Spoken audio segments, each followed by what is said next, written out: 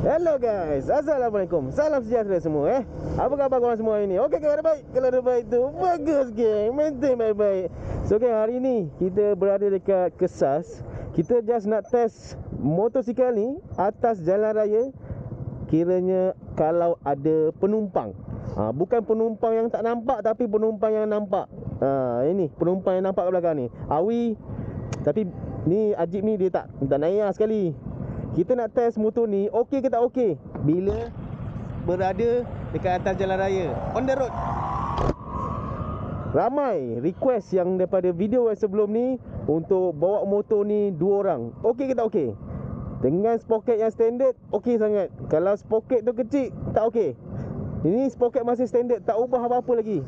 Tengok, dia punya mileage 726. Yang ini punya motor memang pakai untuk pergi kerja-kerja je. So jom kita akan test. Jalan pergi dekat jalan kawasan kampung, jalan tak adalah okey sangat, tapi bolehlah bawa 80 ke 100.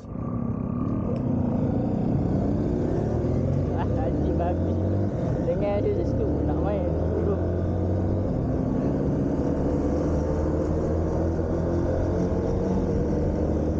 Macam sebelum ni ada yang tanya motor ni okey ke tak okey, ada vibration kuat tak? Berbandingkan kalau motor ni dengan VF3i ataupun Y15 yang aku pernah pakai sebelum ni, ataupun beberapa biji motor-motor yang aku pakai lah. Biasanya aku punya tangan ni senang kebas. Jadi motor apa pun aku pakai, biasanya tangan aku akan kebas. Tapi motosikal ni lain geng, lain. Bawa motor ni laju ke slow ke, tangan ni susah nak kebas. Alhamdulillah motor ni vibration dia sangat kurang. Lagi-lagi dia punya tempat footrest. Footrest dia bukan dekat bawah enjin, footrest dia dekat body. So motor ni boleh kata sangat-sangat kurang dia punya gegaran. Mantap. Tengok, sekarang ni gear 6, bawa 50, tak ada masalah. Tak rasa berat, tak rasa ringan. Dia rasa senang-senang je bawa. Cun. Mana Bogol? Mana? Okey, menggunakan fork dan juga mono yang disediakan. Memang sedap gila. Langgar Bonggol selamba.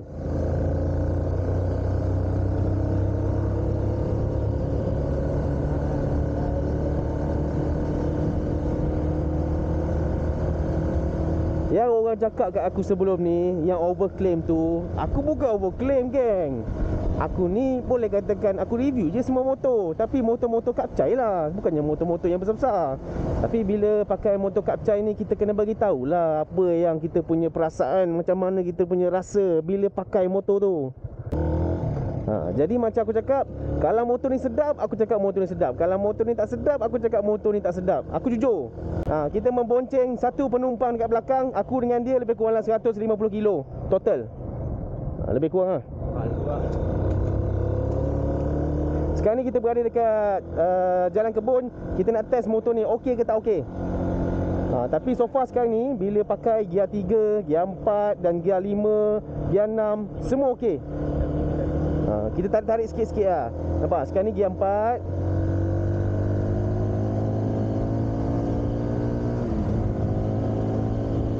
Sekarang ni gear 5, gear 6. Sekarang ni gear 7. Senang geng. Nampak? 100 dekat aku punya meter. Senang sangat. Kalau dia nak bandingkan dengan kita punya GPS, dia kurang 10. Okey. Jadi macam mana korang nampak tadi, gear 1 sampai gear 6 memang sedap. Jalan mendatar. Kalau jalan naik bukit pun alhamdulillah okey juga. Tak ada masalah. Lagi-lagi aku pernah bawa juga motor ni dengan aku punya wife. Berat kita orang lebih kurang dalam total 160 ke 170. Jadi naik bukit sedap. Kalau nak turun bukit, jalan mendatar, lagilah sedap. Jadi senang cerita, setakat 130 dekat meter ni senang sangat nak dapat kalau tengah membonceng. Tak ada apa-apa isu.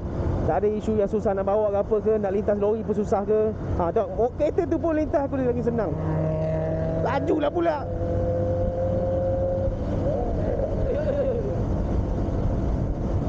So senang cerita geng, okey je. Motor ni untuk buat daily sangat okey. Yang penting tukar dulu sprocket. Sprocket ni masih sprocket standard. Belakang 42, depan 14. Okey geng, Yang tanya sebelum ni macam mana dia punya lampu waktu malam, macam ni dia punya rupa dia. Ini high beam high beam macam tu je. Tak ada beza sangat pun. High beam cuma atas tu je. Sebab lampu dekat kepala ni dia memang menghala ke bawah. Lampu dekat dada tu menghala ke atas. So tu untuk lampu atas, untuk kepala ni untuk lampu ke bawah.